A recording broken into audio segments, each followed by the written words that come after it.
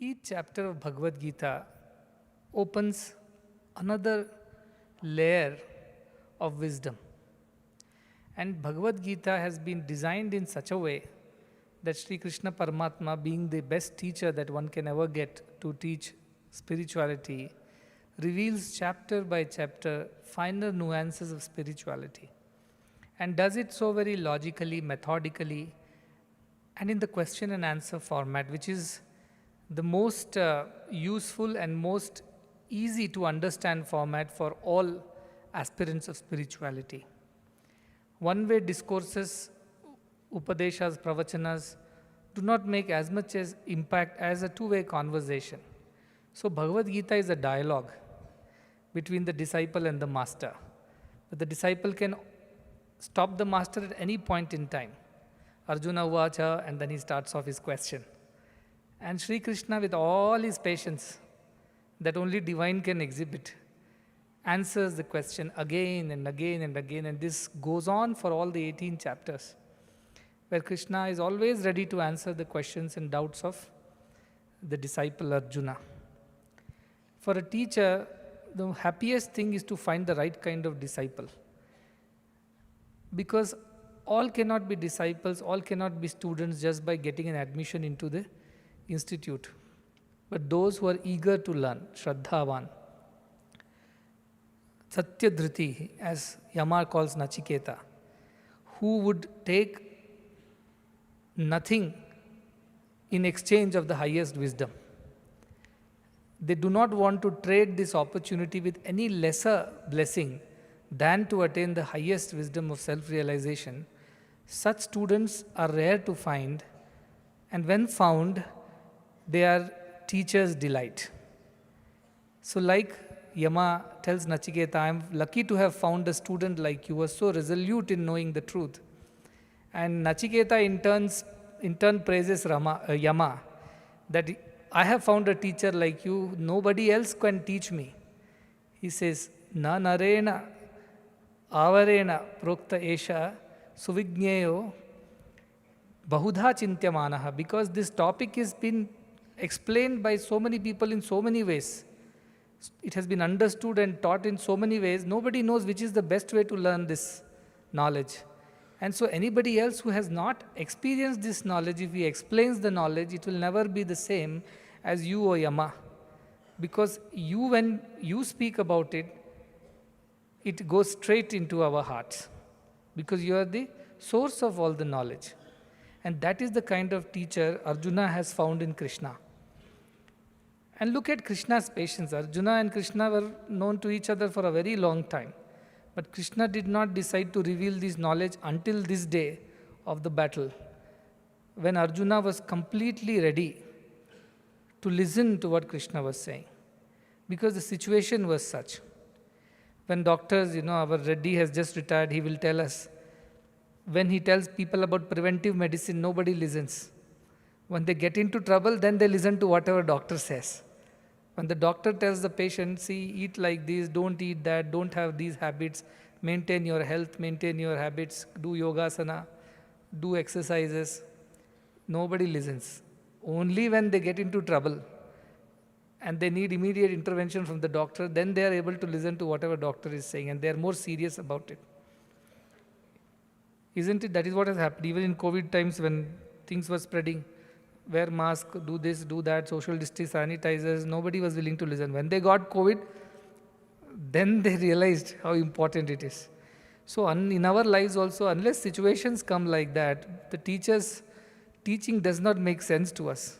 Only when the situation is right, the disciple is ripe, and then he is ready to accept what the teacher is going to say, that's when the teacher must speak. So we have gone through the Sannyasa Yoga, Karma Sannyasa Yoga, we have gone through it, where Krishna dispels the doubt of Arjuna that truly there are no two different things like Karma Yoga and Sannyasa Yoga.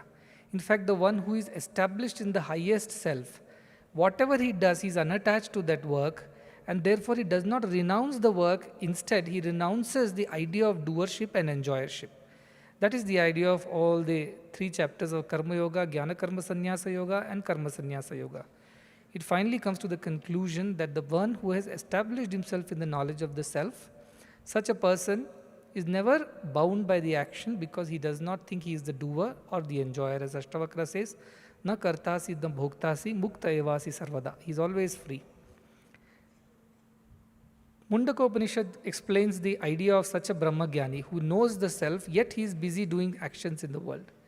Prano hi esha sarvabhutair vibhati vijanan vidwan bhavate nativadi atma krida atmaratih kriyavan esha brahmavidam varishtaha, it says. The one who knows that is only one prana, one self, one God who exists in all the things around me, in everything, me and everybody else. Such a person, once he knows, becomes a man of few words, because he is absorbed in that depth of silence that comes out of wisdom. Mostly it's only the people who do not have enough wisdom that they talk a lot. Those who are wise, they are generally silent. And that is the way of these people of wisdom. They generally are silent. They talk less and do more. So what they do, Atma Krida, Atmarati Kriyavan. They're always enjoying their self as the Atman. When they open their eyes and look around, they see the same Atman reflecting in all. So they enjoy that also. At the same time, they are completely aware that not everybody is in this state of wisdom. So they need little help every now and then. And so they are continuously busy serving the society. Among the Brahmavidas, knowers of Brahman, such are the best of the Brahmavidas.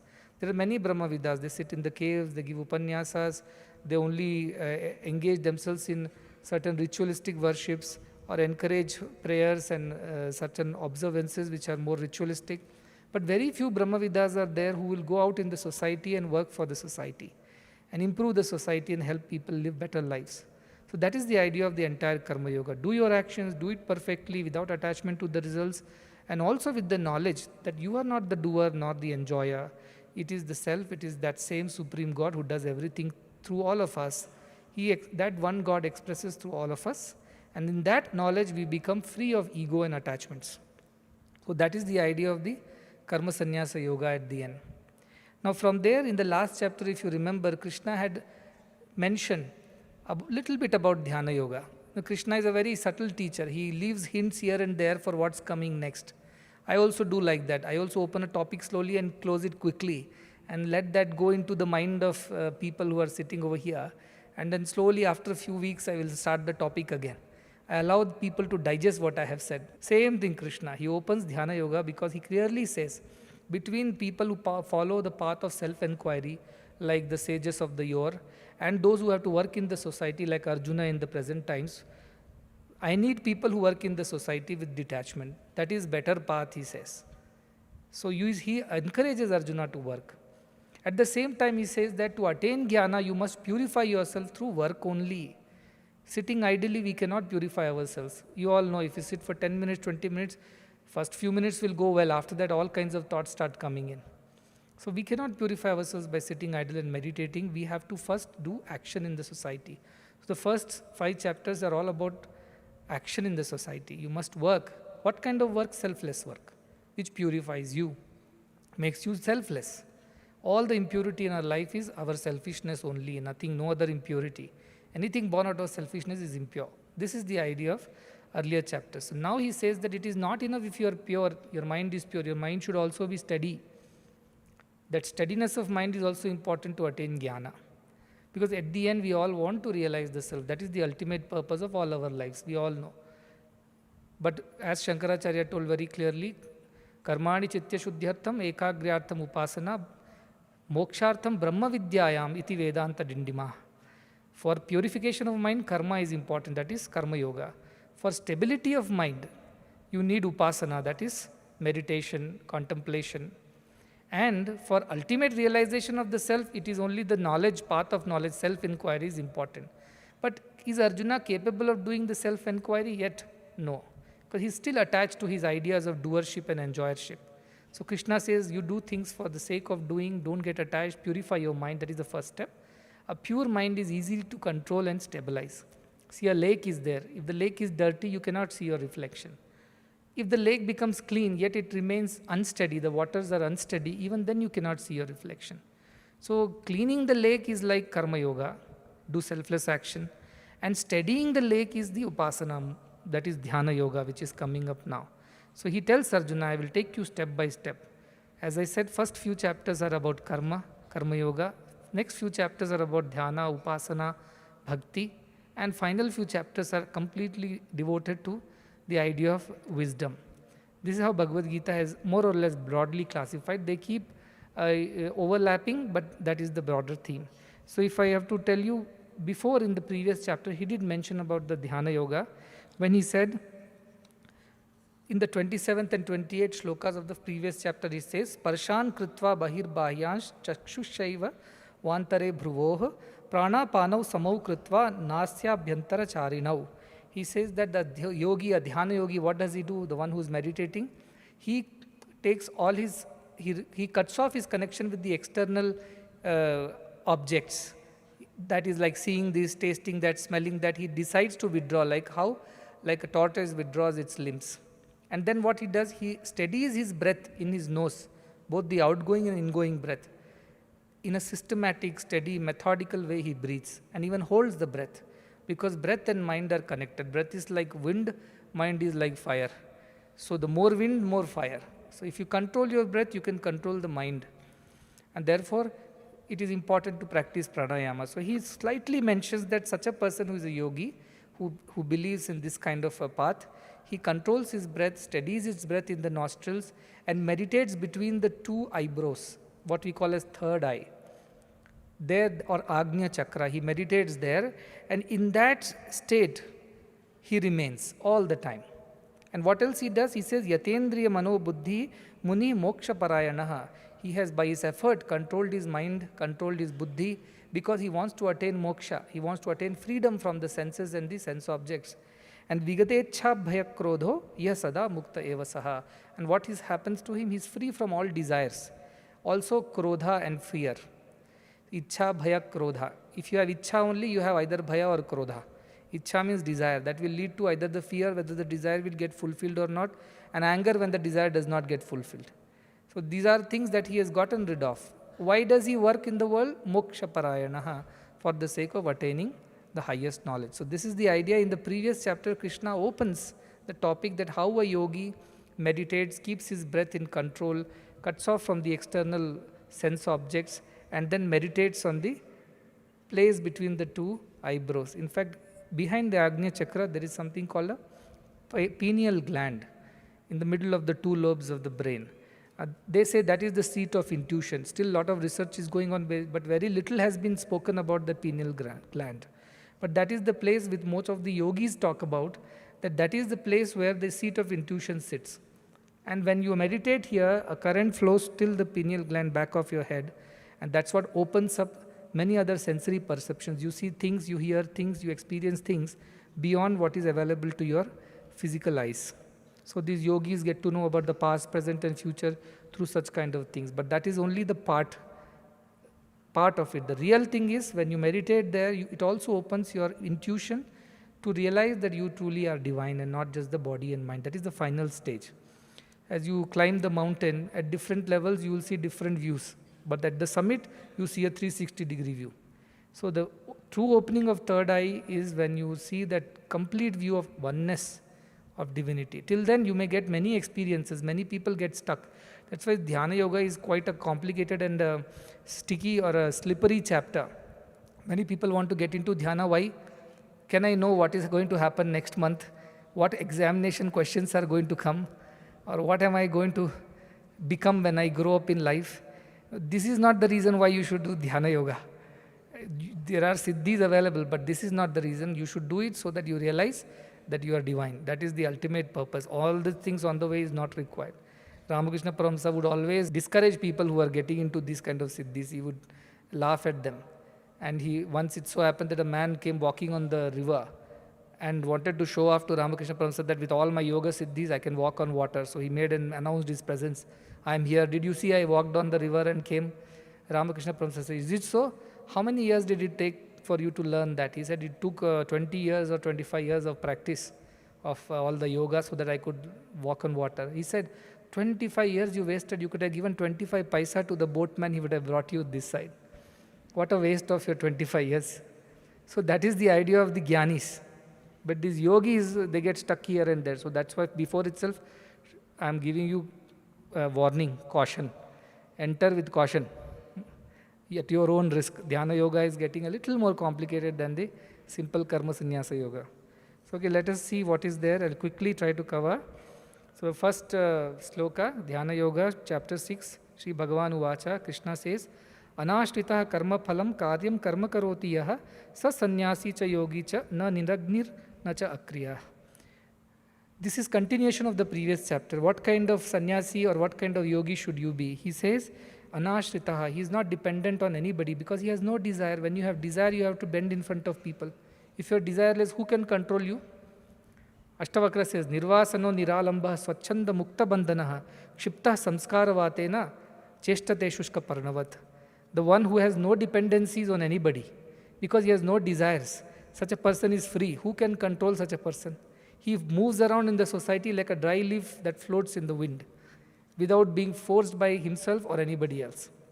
So being desireless makes you free. Freedom comes from desirelessness. That is the idea. He says, Anashrita karma phalam. He is not attached to the results of the actions. He does the action, but he is free from the attachment to results and yet keeps doing the action. That person is true sannyasi. Sannyasi does not mean you wear ochre robe and go to Himalayas, shave off your head, leave your wife home and feel good about it. No, you should feel bad about it. Sannyasis are those who have truly detached themselves from the results of the action, not the action. They should perform action, but they have detached themselves from the results. So he is a true sannyasi and he is a true yogi, Krishna says, who is working yet not attached to the results, and he is not dependent because he has no desires. That person is true sannyasi and yogi, not the one who have those who don't light fire. Light fire for two reasons: one, to perform yajnas; two, for cooking their food. Those sannyasis who give up lighting fire, they are not true sannyasis, because sannyasis are not allowed to have a kitchen. They are supposed to beg and eat for depend on society or God. And akriyaha, they don't do any work. That sannyasi is not a true sannyasi. Sri Krishna is saying very clearly over here. For all those who think you can take a nice, lazy, easy life of a sannyasi. You don't have to cook and you demand from society, feed me. Otherwise, I'll give one curse. That doesn't work, Krishna says. To me, true sannyasi is the one who has detached himself from the result of the action, not the action per se. Then he goes on to say, Yam sannyasam prahu yogam tam vidhi pandava nahi sannyasta sankalpo yogi bhavati kachna. Nobody becomes a yogi by not giving up the desires or thoughts in one's mind. Just by giving up outer action, nobody becomes a yogi. Till you purify yourself and remove the last vestige of desires from your mind, you are not a true yogi, Krishna says. So he says actually sannyasa and yoga are same in that way. Because you can't become a yogi unless you are a sannyasi. Means you are completely detached. See, you can't become a husband unless you are a man. You can't become a mother unless you are a woman. So is mother different from woman? Is man different from husband? In a way, yes. In a way, no. Because unless he is a man, he can't be a husband. Unless he is a woman, he cannot be a wife or a mother. So unless you have developed this idea of sannyasa, detaching guna sannyasa, detaching from the results and enjoyership and doership, you can't become a yogi. Now what is yogi? Let us define this word. Yoga means union. What is the union? Union with the divine is yoga. But in our scripture, yoga is defined at different levels. At a very basic level, it says yoga karmasu kaushalam. We learnt about it in the second chapter. Do your action with perfection, you are a yogi, karma yogi. Then it says, no, yoga's chittavritti nirodha, Patanjali will come and say. That is not enough. Your mind should be under control.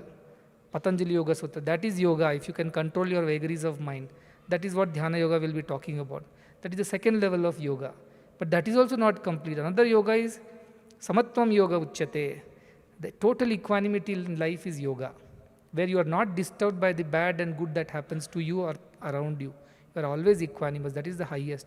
So that kind of yoga we are looking at. That is what Krishna is going to teach us, but he says the prerequisite is you should be selfish. You should not be selfish. You should be selfless. Don't be doer, don't be enjoyer. Then you come and start this practice of Dhyana Yoga. But to do that, you have to perfect your Karma Yoga part. Isn't it? Unless you know Karma Yoga, you cannot get into Dhyana Yoga, Upasana Kanda.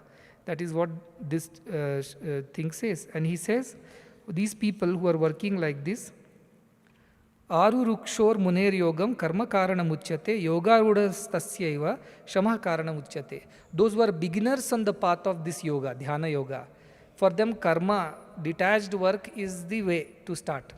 So don't jump into your, some yoga meditation session all of a sudden. Today I wake up and today I'll become a yogi. Why? Because I'm going to meditate for 20 minutes. No, you don't become yogi like that. You may become a rogi. At the end, you may come out some mental issues, and then doctors will have to treat you. But yogis have to prepare themselves to do yoga. What is the preparation?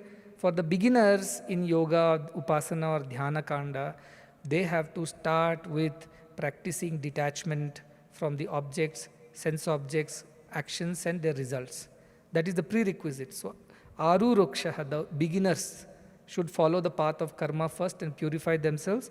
And yoga rudha, those who have become completely established in the yoga, their way is of shama. Shama means of complete cessation of mind's vagaries. Their mind is in their control. I always tell, should dog be under your control or you should be under the control of your dog when you take it for a walk? A dog should be listening to you. You shouldn't be listening to dog. Like dog wagging the tail or tail wagging the dog, the question is. So mind controls you or you control the mind is the question. Mind is an instrument. Like a car, I say. You want to go out, you should be deciding, I want to take the car out, whichever road I want to go and wherever I want to reach and come back whenever I want. The car does not decide. I will go and take you here, I will drop you there. The car cannot decide. Likewise, mind is an instrument we should have control on. So the people who are established in yoga, they are completely in control of their mind. Mind means all their emotions, all their intelligence, all their discrimination, decision making, attachments, ideas, all this is mind. Mind is a very complex thing. It's an antakarna, we call it. It has manas, chitta, buddhi, ahankara. Those who don't know about it, please go back to the Paravidya lessons of the last year or go through Master the Mind. So you have chitta, which is your memories. You have buddhi, which is your intelligence to discriminate and decide. You have manas, which is a combination of all these. And you have ahankara, which is the ego identity with the body or a form. All these together is the mind. So this yogi is completely in control of all these things. So that is the yoga stage. And then he says how these yogis are. Yada hi nendriyartheshu na karmasvanushajjate sarva sankalpa sannyasi yoga arudh tadochyate. Real yogis are those who don't work to please their senses. How much you should eat is not decided by what the kitchen has sent today to the hostel. I want to please my tongue, therefore I eat. No, I eat because I must sustain this body so that I can do some good work. And then karma svanushujjate, they are not attached to their actions also. They are doing for the sake of doing. There is the duty to be done, so they are doing. Either they are attached to the positive result or negative result. A doctor must operate. Sometimes patient may be saved, sometimes patient is not saved. So doctor does not incur sin as long as the doctor has done everything in his capacity. So sarva sankalpa sannyasi, all kinds of thoughts they have given up. Good thought, bad thought, ugly thought, pure thought. There is no thought at all. They are just being driven by their intuition. I said animals are driven by instincts. Animals, instincts are there. Ahara nidra bhaya maitunam cha samanya metat pashubir naranam. Animals and men have these instincts in common. What? Ahara, food, red rice, white rice, green rice, black rice and all that. Ahara should be good. Tongue should be happy. Health and all we'll see later. Anyway, hospital has come up next door. That too free. So we'll utilize it. So ahara, then nidra, sleep comes. Nidra, when it comes, nobody can stop. Animals sleep off on their time, wake up in their time. Students also sleep perfectly on time. Start a math class, sleep comes. Paravidya also. So nidra is under not our control. Instinctively it comes and takes over, sweeps us off our feet. Bhaya, fear. When do mistake, look at you can't sleep, or you have not studied enough for the exam, you can't sleep. Or your results are out tomorrow, you can't sleep. Bhaya.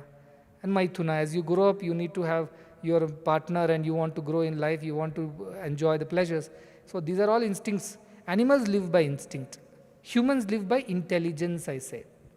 What is intelligence? You'll be able to discrete. Dharma, dharmo, karya, akarya.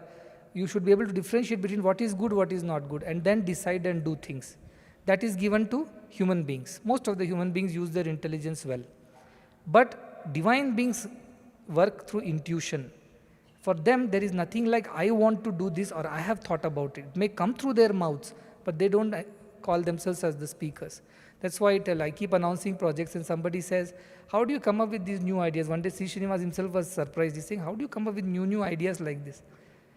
I don't come up with any idea. Let me tell you, I just come as I come.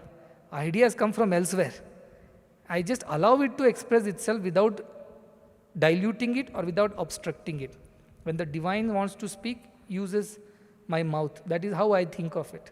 So how big is the idea, whether it will succeed or fail, whether I'll get good name or bad name? I never have calculated all these things. Whether we'll be able to achieve or we will fail doing it, I don't think about it. I only do what is needed to be done today as divinely ordained. And that is why I can sleep off, I can wake up again and do another thing. And those who think they are the doers or enjoyers, they suffer. They can't get sleep, they can't eat properly, they suffer. I don't suffer all these kind of ideas. So that is the idea of these people. They are not working for their indriyas, nor they are working for their karma or actions or duties. They are completely given up all the sense of thinking. They are driven by the intuition. It's a state which you will reach as you keep progressing spiritually. Uddhared atmana atmanam atmanam avsadayed atmano hi atmano bandhu atmai virpur atmana. This is a very important shloka of 5th shloka. It says, you alone are your friend and you alone are your enemy. It depends on you whether you help yourself to raise yourself or you make yourself fall down because of your own problems. Don't blame on others. I did not study well because this fellow was always troubling me and disturbing me. You find a way to go out and study if you really want to study. Don't blame others for your miseries. Similarly, don't blame others for anything that goes wrong in your life. Try to look at where I can improve. And then you improve. There's no point in complaining about others. I was mentioning to somebody I met just now, I said, in life, if you think something has gone wrong, there is nothing called a mistake in life. There are only lessons in life. Use it as a lesson and move forward. You learned this is the way it should not be done. That's a lesson again. You are more knowledgeable than before. If you take a wrong turn, you know this is not the road which goes to this place. You have learned at least a lesson that this is not going to that. So, Uddhared Atman Atmanam. Students must take this very seriously, because many students say, I'm not capable of this, I'm not able to do, I need this help, nobody is helping me, my friends are troubling me, teachers are not cooperating. Yes, this could be a problem, but at the end, much of this lies in your hand, what you do with yourself. You should push yourself to become a better version every single day than what you were yesterday. Are you any better than yesterday? Then, if not, then all that you have eaten, learned, lived is a waste. Because you have not improved from the previous day, you are the same, you are stagnated in life. So you have to help yourself. You are your own enemy. When bad thoughts come, negative thoughts come, selfish thoughts come, it is you who has to decide to discard them. Nobody is going to come and tell you. So you are your own friend, your enemy. Dharmaraja was his own enemy when he did not consult Krishna before going for the game of dice. Had he consulted, Krishna would have advised him not to go, but he thought, I'm a king, I must gamble and play dice like rich people want to go for horse racing and all kinds of gambling. They think it's a pleasure, it's a status symbol. So you are your own friend, you are your own enemy. This is very important shloka. And it says, those who have made friendship with their mind, for them the mind becomes a great friend. For those who have not developed friendship with the mind becomes a big enemy. Manayava manushyanam karanam bandha mokshayo, says Amrita Bindu Upanishad. It says very clearly, your mind is the reason for your happiness and sadness. Don't blame it on others. It's very easy to blame it. Don't do that. Deeply analyze, you will realize you are the reason for your own misery. You are only the reason for your own happiness. Don't blame it on others. That is the biggest lesson you should learn from this chapter. And then it goes to say how these yogis are who have developed this friendship with the mind, who are in complete control of their mind. Jitatmana prashantasya paramatma samahitaha shitoshna sukha dukkeshu tatha manapamanayoho. These are the people, for them you praise them, you blame them, it doesn't matter to them. For them, heat and cold, in the sense good things and bad things, both they treat in the same way. And they jitatmana, they've conquered this sense of mind which always wants pleasurable things and avoids the painful things. They have conquered these ideas of repulsion or attraction. They are just steady. Whatever comes their way, they are okay, because they are paramatma samahitaha. Their mind is completely absorbed in God. Mirabai, her husband sends a cup of poison. She says Krishna Arpanam and drinks of the poison also. She is not affected at all. How is it possible? Idea is that their mind is so absorbed. There's a story of Vrindavan. A new gopi comes to the Vrindavan, Neeraja her name was, and every day there's a tradition to go and take the flame from the lamp of Nanda's house. It's a tradition in the village, to village headman's house. Today we have matchsticks or electricity, but then there was a rule. All the people will go, take their lamp and light it with the flame of the Nanda, the king or the headman of the village house. So when she goes, she hears there is a Krishna here who is very beautiful. And she goes there to light the lamp, to put the wick into the flame, and she sees Krishna and she loses herself. Her mind gets absorbed in Krishna's charm. So much so that she actually puts her finger instead of the wick. And what happens? Her finger starts burning. Then Yashoda realizes there is some odd smell coming, as if some flesh is burning. Then she goes and removes the Neeraja's hand. Because she had transcended her body and mind in the absorption in the Krishna consciousness. See, these yogis live like this. We have heard of Ramana Maharshi in the recent times. As a young boy of 14, he goes to Arunachala and he lives in a small basement of the temple. And for how many days he sits like that? And there is insects and worms eating away his flesh. And when the insect falls off, he puts it back on the flesh and says, "Eat, my child, eat."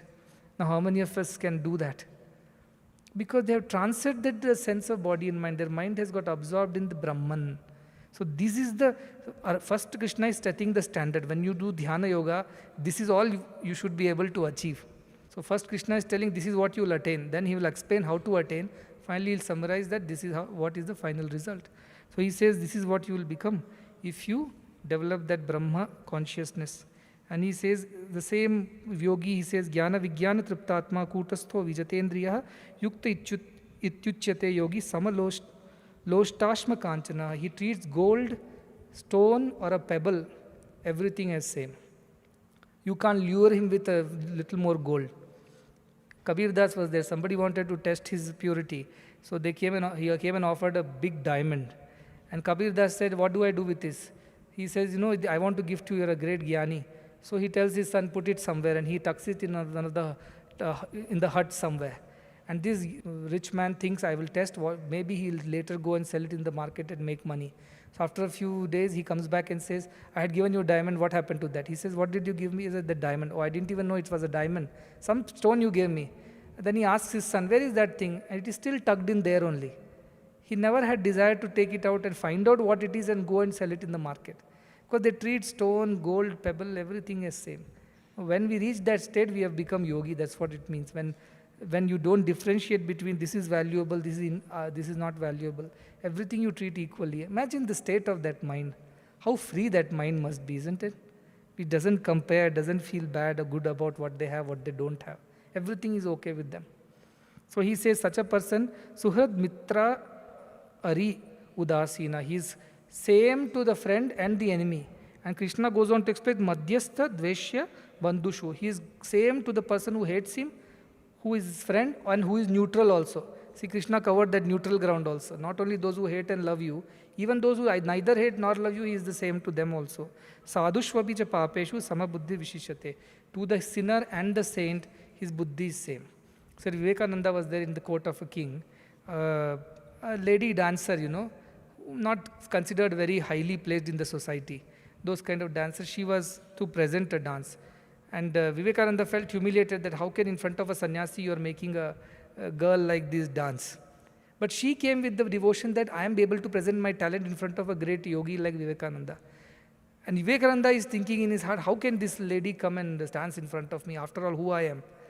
So this lady teaches a lesson to Vivekananda. You still differentiate between me as a body, mind and the spirit. You are not able to see the divine. What yogi are you? She teaches a lesson to Vivekananda. You think I am a girl from a lower strata of the society? That is, it means you still, Samadarshana should be there. You should see me as equal. So also Buddha, when he lives one night in a prostitute's place, and everybody laughs and jeers at him. He says, you people differentiate. For me, she is also as pure as everybody else. Jesus, the Mary Magdalene, we know the story. Everybody was throwing stones at her. He protects her. Because they see the divine in all. So they are not differentiating between each other. Anyway, this is all the qualities that you will develop if you develop this Dhyana Yoga properly. But before Dhyana Yoga, you must do Karma Yoga.